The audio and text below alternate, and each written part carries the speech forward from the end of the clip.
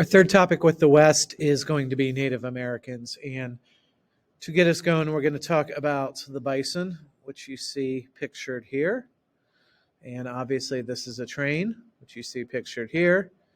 And what we're going to see is these two are going to interact on the Great Plains in the mid to late 1800s. And ultimately, the train will end.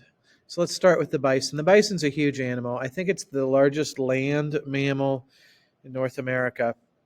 7 to 11 feet long. Adults can easily weigh 2,000 pounds. They can approach 3,000 pounds in some instances. Able to jump 6 feet high and when agitated, can run up to 40 miles an hour. When Columbus discovered North America, they estimate there were between 30 and 60 million bison living between the Mississippi River and the Rocky Mountains, between Texas and all the way up to Canada. It's definitely a lot closer to that 60 million. Some people say it was 75 million, just millions and millions and millions of these creatures. By 1890 or so, there's less than 1,000 left. So the big question is, well, what happened to all of them? And that's what we're going to start looking at. So there's your title right there, Conflicting Views of the Bison. And the first thing we're going to do is we're going to explore how white Americans back during this time period viewed the bison, and then we'll talk about Native Americans. So we're going to do a quick little activity. I'm going to put up 2 documents. These first 2 are hard. And these documents, when paired together, help us to answer this question. So here's the first document, and I'll just kind of talk through it. Obviously, a map of the United States, and you can see there's some areas that have been colored in, and those are Native American reservations. We'll talk more at length about reservations later, but reservations were areas of land that were set aside for Native Americans to live on. This picture is showing you a Native American reservation. You can see from the picture it's not very nice. The house doesn't look at all that great. It's kind of in a deserty, dry climate.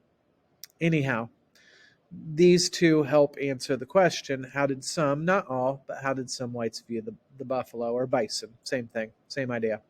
Number 1, as a way to force Native Americans onto reservations. As I mentioned, a reservation is a chunk of land or an area set aside for Native Americans.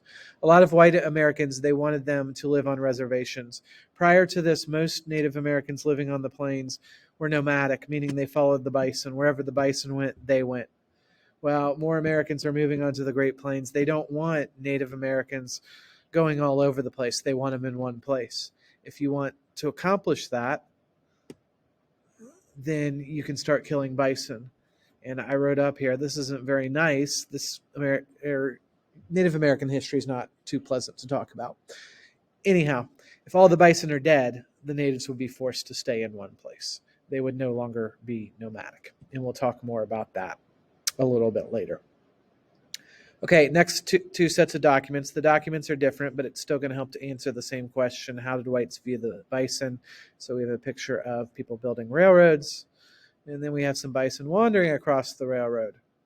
Some white Americans viewed the bison as a nuisance. A nuisance is an annoyance. It's something that bugs us, a pest, And the thinking was, if you have these giant herds of buffalo roaming everywhere, it's going to make it really difficult to build railroads across the Great Plains.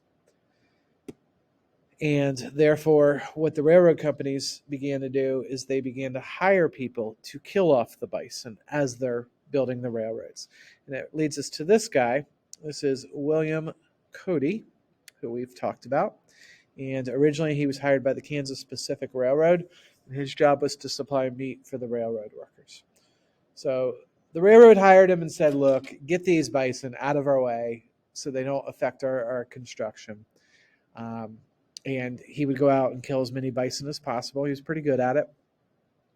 And then they would use that meat to feed the railroad workers. Anyway, there was another guy, William Comstock, who was also a buffalo hunter for the railroad, and they were rivals. And you'll notice they had the same first name, so that's where the story begins. So these 2, they have a competition. And the competition was really simple. Whoever can kill the most bison in 8 hours gets the nickname Buffalo Bill. So they went out there, and they did that. And obviously Cody wins. He gets the nickname. And I think once he gets the nickname, He's becoming a little famous. There's some newspapers writing about him. And eventually he's going to use this nickname to go on to be more famous. He ultimately will star in a Wild West show. Wild West show is kind of like the circus, kind of like a rodeo. It's a traveling entertainment show featuring cowboys and Indians and shooting guns and horses and stuff like that. And it toured all over the country. This was the entertainment of the time period. Here's a picture of his traveling Wild West show. He's right there where you see my cursor. Final way whites viewed the bison. We have a picture here, and we have a picture here. I'll explain the pictures in just a second. You'll see them again. So how did the whites view the bison? As a way to make money. The bison were a resource, and in particular their hides, their fur was extremely valuable. So there were some people that would go out into the Great Plains, they would kill the bison, they would skin their hides, they'd take those and they would sell them. Ultimately, this turned into a luxury good. The hides or the fur would be made into things like coats and lining for shoes and hats. So they'd be sent back to the East and even to Europe, and rich folk would buy the products that were made out of the hides. Here you can kind of see the size of a bison hide. It's wrapped around a chair. This picture is pretty impressive. There are 40,000 bison hides in this picture from Dodge City, Kansas. This is showing you bison skulls. They didn't have as much value, but people did collect them all up because they could be ground up and used in fertilizer. So people went out and got those things. Now we're going to talk about how Native Americans viewed the bison. And it's a lot simpler with Native Americans. That's really the only answer we need. And I think you guys already knew this. You've learned this in the past. But the bison was very vital. Vital is like uber important to the Plains Indians because they depended on the bison for just about everything. I'll show you a graphic that will support that in just a second. One thing, this is slightly wrong. One interesting fact is that it was the Spanish in the 1500s who introduced the horse ignore gun to the natives. Before this, many Plains Indians were farmers and had no interest in the bison. Bison are big and strong and aggressive. Before natives had horses, it was difficult and deadly sometimes to kill bison. So a lot of tribes on the Great Plains were farmers. But once they have a horse and now they can keep up with the bison, they're able to hunt them and their culture changes entirely. So post-Civil War, 360,000 natives living in the West, mainly on the Great Plains, and they're becoming more and more dependent on the buffalo, nomadic, going where they were. Here's the graphic that I was showing you about, or telling you about. So the different parts of the bison could be made into different things. All right, last couple slides and we'll wrap this up. So what began to change Native Americans' way of life? Two things. Number one, the railroads and the miners. Before the gold rushes and before the railroads, the U.S. government had gone to a lot of these tribes in the West, and they had promised them certain areas of land. And usually this land was these huge, huge chunks of land, and the natives were told, this is your forever home. You get this huge chunk of land. You can do whatever you want. You can follow the bison on your land, so on and so forth. And the natives in general were pleased and agreed to these treaties. But then we start getting gold rushes and farmers and railroads, and these folks started to enter into the natives' lands. And the government later, 5, 10, 20 years later, came back and said, you know, that land we promised you in the past, well, we're taking it back, or we're taking it back and we're moving you someplace else.